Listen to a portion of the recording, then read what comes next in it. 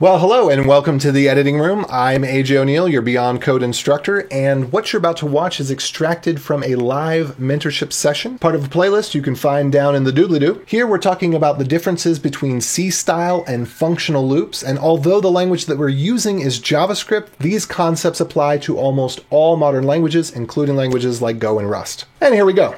Is there any other questions that you have about for loops, for each loops, maps, or arrays? For each loops was introduced about 2 months ago to me in our classes, and I kind of understand that it replaces a for loop, but I don't understand what the difference is between that and a for loop. I know that you can use for each. In some situations, for each can be used to replace a for loop, but there's other situations where it cannot be. There is only one case where a for loop and a for each loop are not interchangeable from a practical perspective.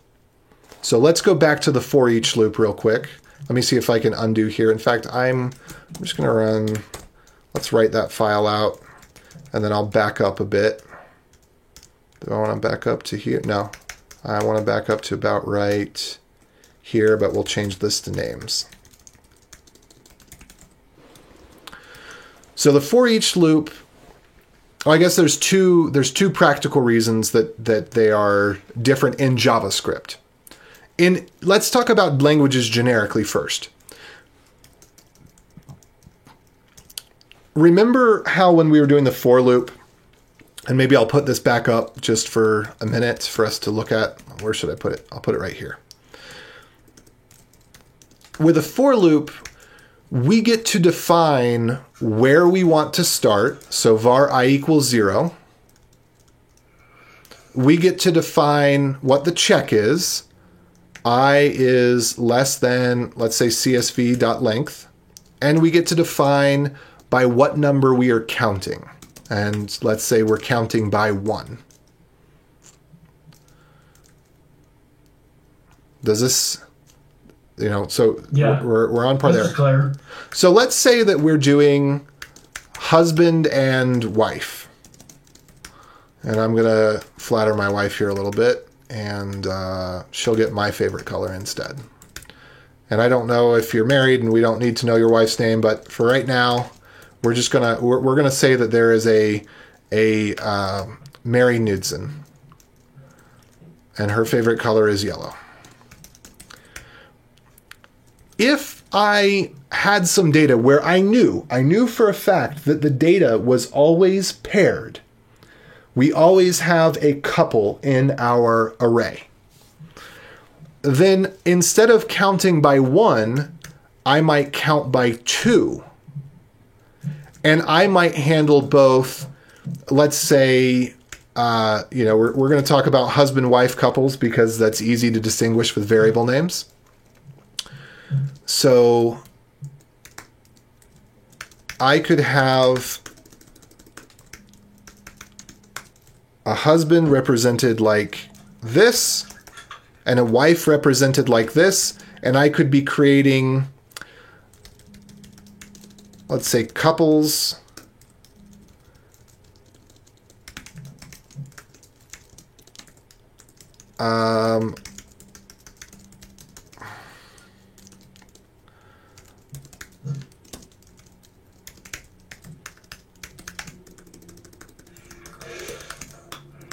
I could do something like this, for example, and I could count by 2.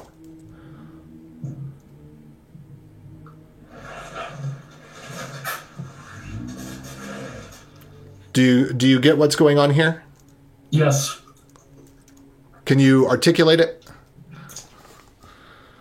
I cannot articulate it, but I do understand what is happening. Okay, well, I'm going to try. I want to make sure this is really clear. We're counting by 2, and in each iteration of the loop, instead of handling one element, being whatever I is, we're handling 2 elements, whatever I is and whatever I plus 1 is. Okay. And there are many situations where you will encounter data where the data is paired, where the first row of the data and the second row of the data are guaranteed to have a relationship. This doesn't just apply to something like a CSV. This can also apply to video formats. If you've ever heard of interlaced video, does that ring a bell for you? Have you ever heard of interlaced video? I've heard the term.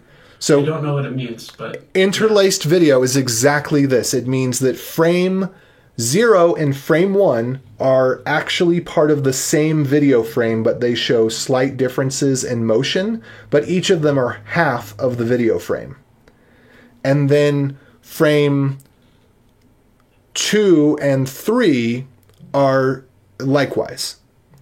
So it's a way for, back before we had the internet and high-speed bandwidth and we were dealing with technical challenges, interlacing video, which is still a format that's used today, was a way to show smoother motion without, because things are moving and a person doesn't see that quickly, it would make motion appear to be really nice. So if you were writing a video processor to convert, say, DVD into HD, you would want to what we call de-interlace the video, or you would want to take 2 frames at a time and interlace the frames together and then treat that, probably run some AI on top of it so that it produced a single image that was smooth, or maybe produces 2 images, which are each smooth but each complete.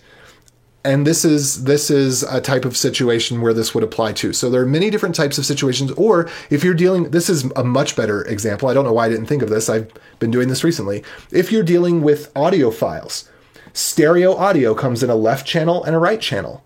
So you would actually be processing the left channel and the right channel at the same time.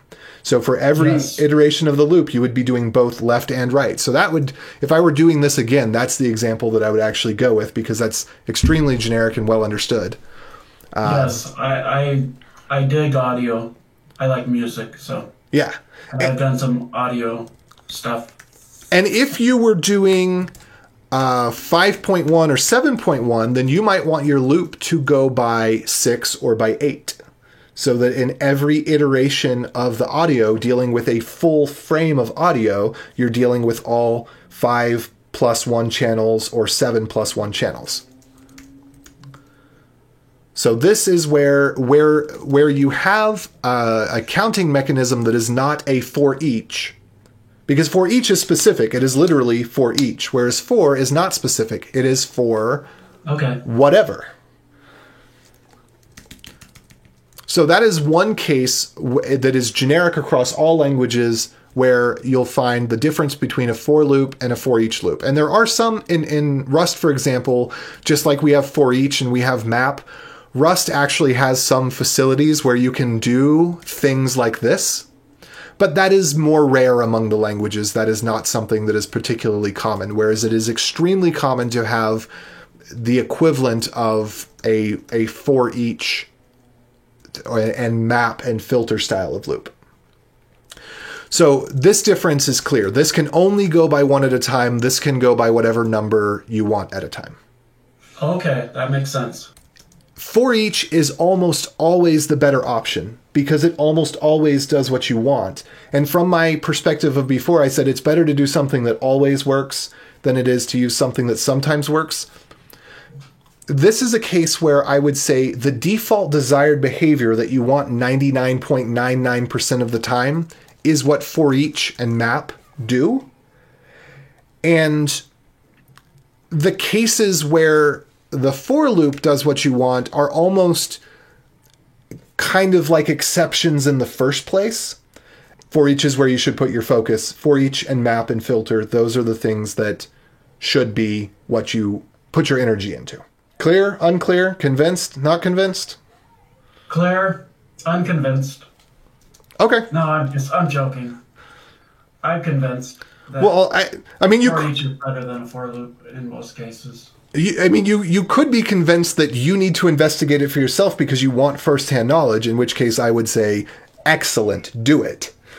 But it's a matter of your ambitions. I am the type of ambitious person where if somebody were to tell me what I just told you, I would go research it and I would dive in for 3 or 4 hours or 2 nights or however long it took, and I would understand what the differences are, and I would come out victorious. But yes, I'm not that ambitious. And thanks so much for watching. If this helped you at all, please go ahead and give it a thumbs up. And if you want more like this, you can click subscribe and ring the bell so that you get future notifications. I do live streams each weekday, which is available on my live stream channel in the description. And the Beyond Code Bootcamp channel is where I upload the edited videos, also in the description. Adios.